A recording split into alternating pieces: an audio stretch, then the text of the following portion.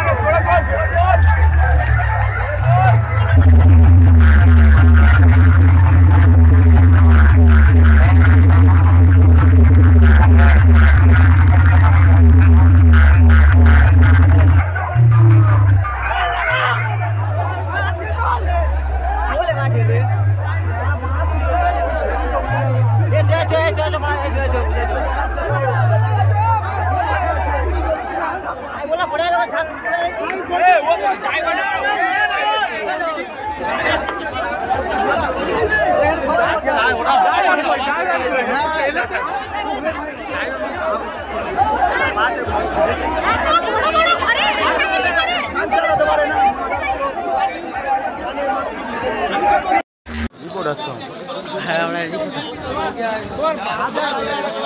তিনজন মরে গেছে, কেউ বলতে 4 জন, কেউ বলতে 5 জন। হ্যালো, এ যেতে দে। হ্যাঁ, যাচ্ছি রাখ, যাচ্ছি রাখ।